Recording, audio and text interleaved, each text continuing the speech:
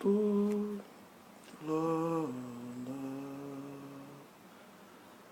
la gloire, la puissance à toi,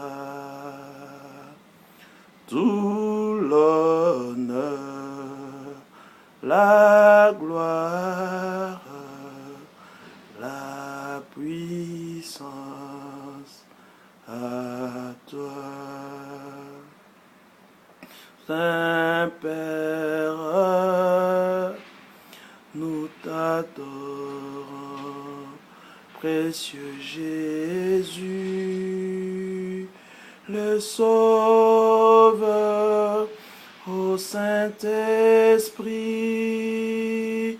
nous t'attendons, Saint-Esprit,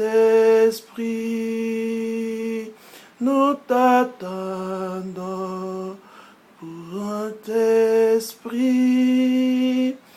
nous t'attendons pour ton feu, pour ton feu,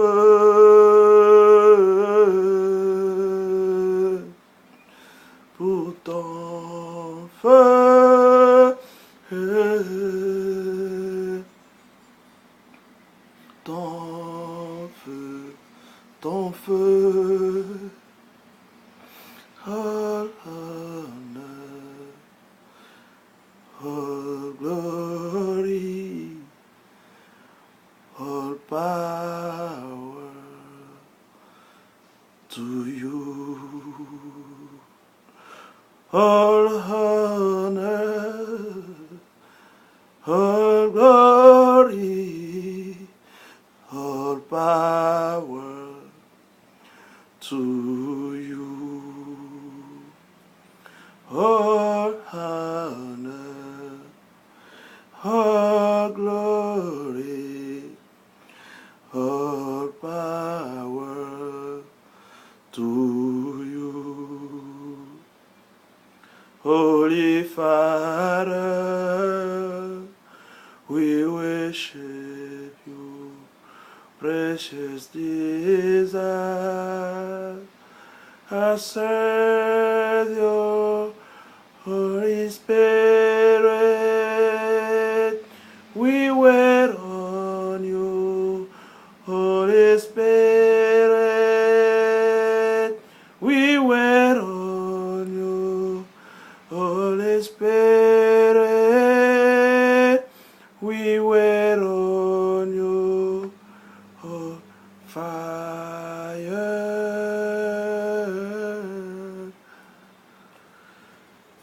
oh, fire, fire,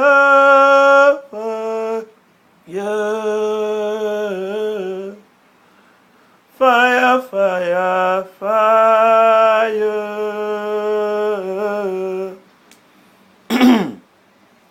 Chers frères et sœurs, dans le nom de Jésus-Christ, je vous salue. Aujourd'hui, nous commencerons par un verset. Nous sommes dans le premier livre de Corinthiens 6, 17 à 20. C'est sur ça que se basera notre conversation d'aujourd'hui. Mais je vais lire juste le premier verset et puis continuer.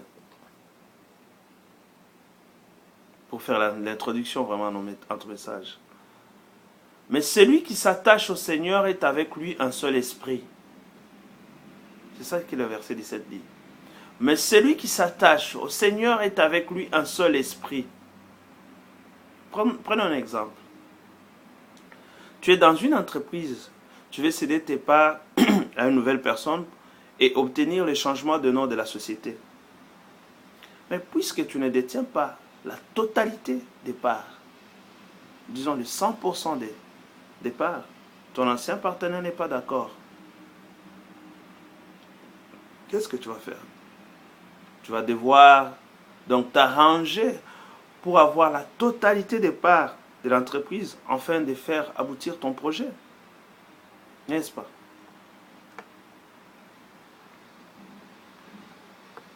Tu as donné ta vie à Jésus-Christ, mais pas totalement. Parce que tu t'habilles encore comme tu le faisais dans le passé, en exposant ta poitrine et d'autres parties de ton corps qui doivent être cachées. Tu espères trouver un mari pour fonder un foyer. Tu pries vraiment pour avoir un mari. Mais à cause de ce que ta vie n'honore pas entièrement Dieu, ton ancien partenaire, le diable, à qui tu veux reprendre toutes tes parts, se frotte les mains. Parce qu'il sait, il est conscient, il sait très bien que tes prières sont bloquées par ton accoutrement trop posé. Ton corps est le temple de Dieu, couvre-le. Ton corps est le temple de Dieu, couvre-le.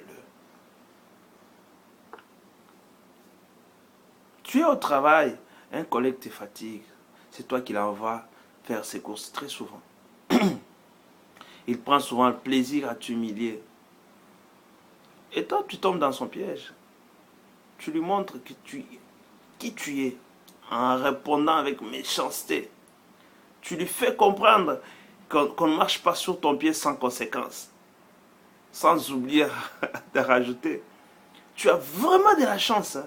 Tu as vraiment de la chance parce que je suis devenu chrétien. Sinon,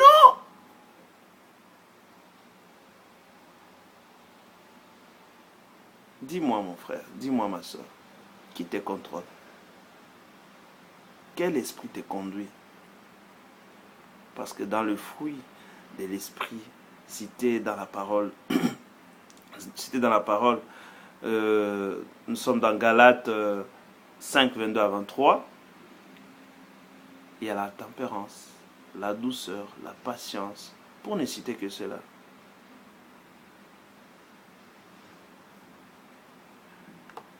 Tu veux avoir la manifestation de la promesse dont parle Malachie 3, 10 dans ta vie. Mais tu trouves que tu ne gagnes pas assez pour payer ta dîme. Tu as donné ta vie à Jésus-Christ. Tu es sauvé. Mais tes finances sont gérées par le diable. Fais confiance à Dieu. Confie tes finances à Dieu en payant ta dîme. Tu ne peux pas être un pied dedans, un pied dehors.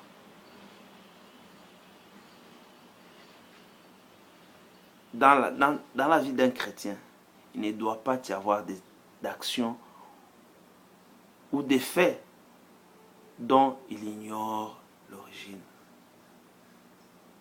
Tu sais que tel acte est arrivé parce que j'ai fait ceci, parce que je posais tel.